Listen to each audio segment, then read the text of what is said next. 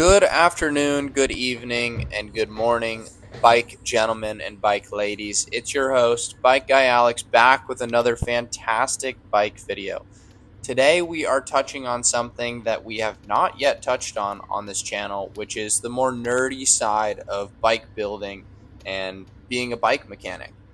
Today we're going to dive into how derailleurs work as I disassemble this derailleur and shifter here. The ultimate goal for this video was actually to fix this LX derailleur here. It is missing a very essential pin in it, and after doing some Reddit research, that it's not really fixable. I thought I'd pivot and dive more into how derailleurs work and disassemble this derailleur so that I can understand even better how derailleurs work as well. My dad used to say the best way to understand something is to take it apart and put it back together again, because then you know the ins and outs and all of the components of that machinery. So you're then better able to troubleshoot any problems that you might come across with those devices. So that's what we're going to do here. Derailleurs are extremely cool pieces of technology. And one of the things that is so cool about derailleurs is how long they've been around and how little they've changed.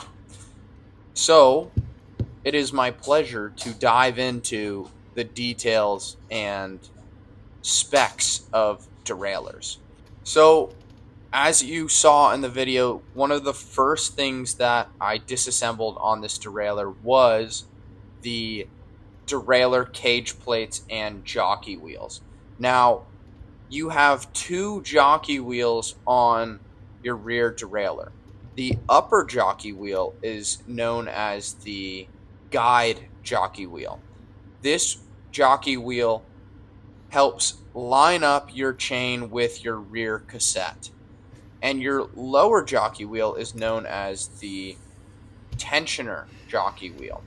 That jockey wheel helps keep the chain tensioned throughout all of the different gears that you shift through. So the upper jockey wheel will help guide your chain through all of the different gears on the cassette, while your lower jockey wheel will help keep that chain tensioned appropriately so it doesn't jump off your bike. Then you'll see the next thing that I take off of this rear derailleur is the barrel adjuster. Barrel adjusters are really cool and are used to help dial in your derailleur to that perfect setting.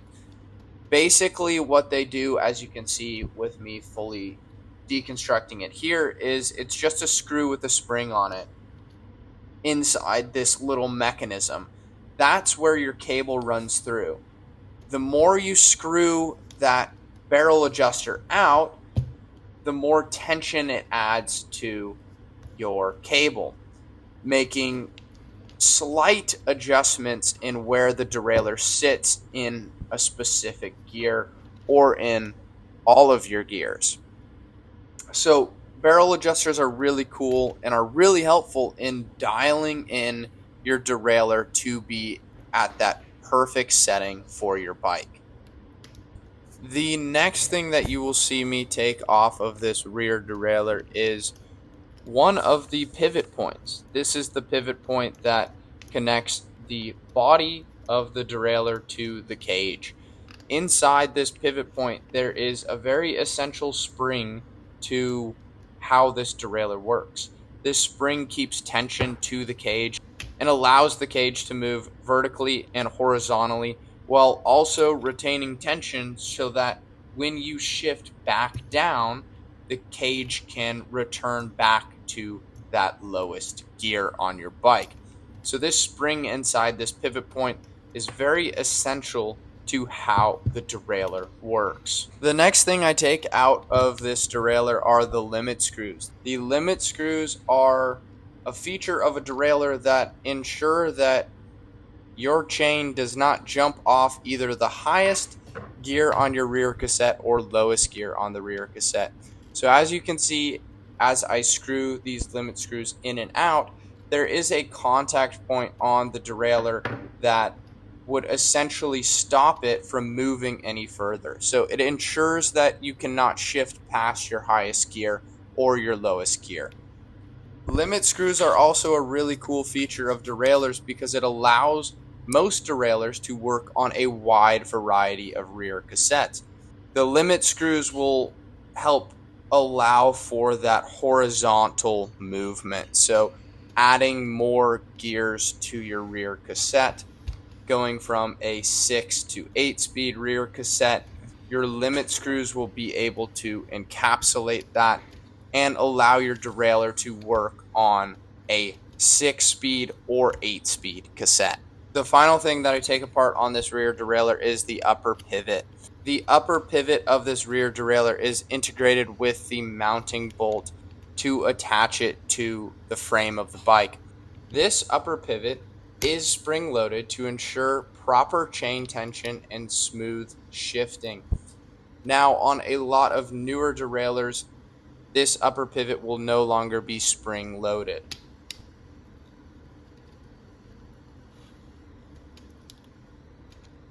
And voila, that is a fully deconstructed rear derailleur. Again, the really cool thing about rear derailleurs is they haven't changed very much. So, although this is a much older LX derailleur that has been completely totaled, if you have a newer derailleur, it has a lot of the same components in it and works in a very similar function. The other key to shifting in your rear derailleur is your shifter. So I have here a Shimano STX shifter, 8-speed shifter. So I wanted to fully take apart this and look at the mechanics of it and explain to you how shifting works from both sides of the bike. Now, a lot of the deconstruction of the shifter itself is just the plastic casings that cover the shifter for aesthetics and other purposes. So I will fast forward through this and then we will get into more of the meat of how these shifters actually work. Your shifter on your bike is actually quite simple. Its main purpose is to add tension to the cable that runs to your rear derailleur to help it shift through all of its gears. Whether it's friction or trigger, the idea is the same, to add tension to that cable so that that derailleur can shift through its gears. Trigger shifters, like the one that I'm working on here, will move the cable in even increments, either adding more tension or less tension, whichever way you shift it. Now, it is important to note that certain trigger shifters will not work on certain derailleurs. Some shifters are only compatible with its comparable derailleur. So not all trigger shifters work on all derailleurs because those even increments of tension adding to the cable might not actually give the rear derailleur enough tension to actually shift into another gear.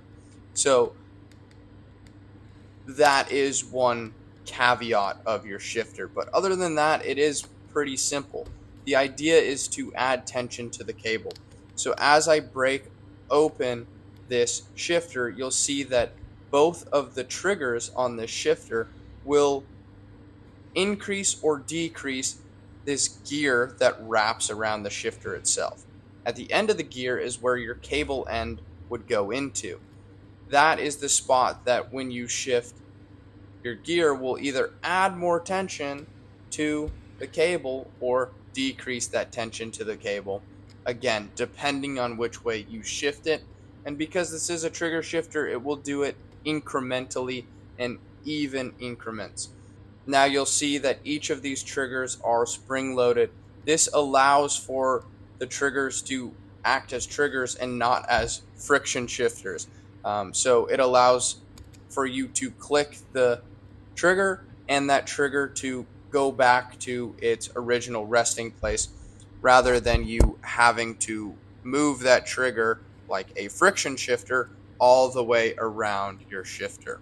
So that is the one unique quality of a trigger shifter versus a friction shifter. But overall, shifters are pretty simple. So yeah, that's a fully disassembled shifter and rear derailleur. I hope that you enjoyed this video, found it informative, and potentially were able to use it to help troubleshoot some issues that you were having on your bike or on a future bike that you end up building up. And yeah, that's all for today, guys. This has been Bike Guy, and we'll see you in the next bike video. Bike Guy out, baby.